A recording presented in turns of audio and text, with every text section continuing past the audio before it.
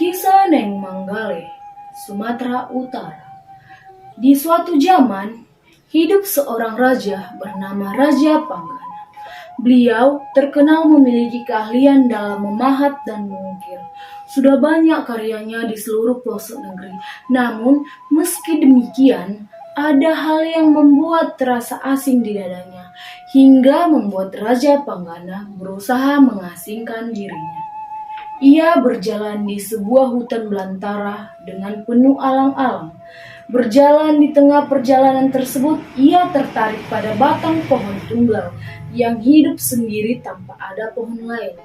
Raja Panggana pun berhenti, duduk memperhatikan pohon tersebut yang menurutnya tampak seperti seorang putri menari.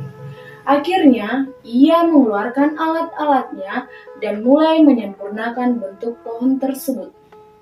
Diukir dan dipahatnya bagian demi bagian hingga pohon tersebut benar-benar tampak seperti seorang putri menari.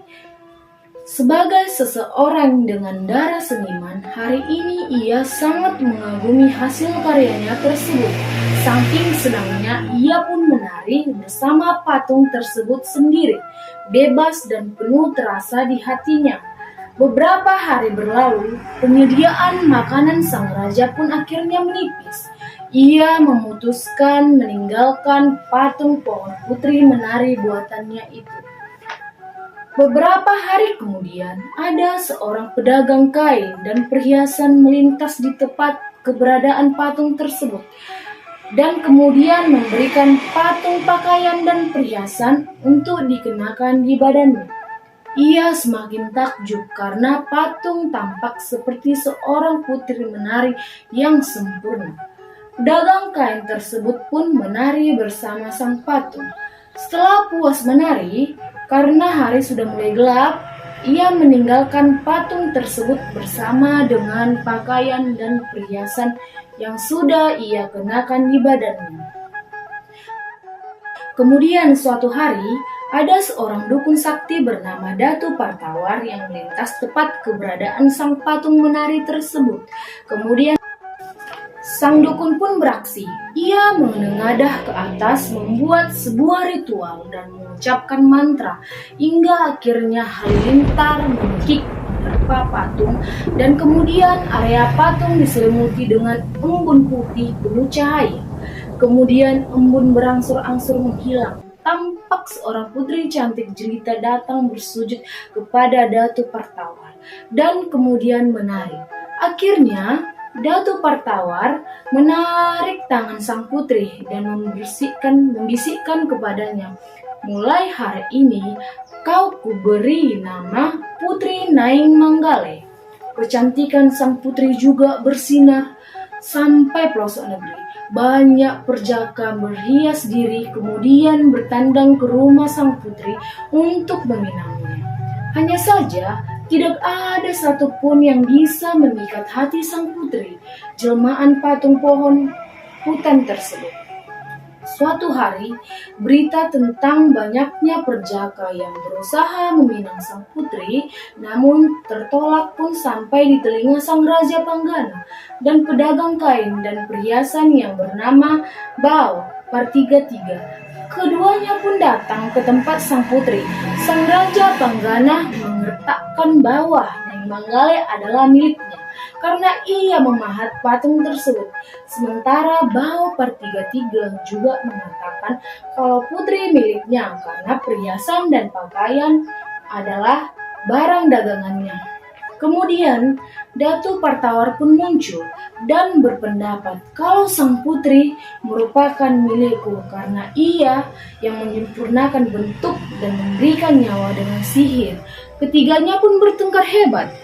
Karena sudah cukup lama berdebat, mereka pun sadar dan mulai berpikir jernih.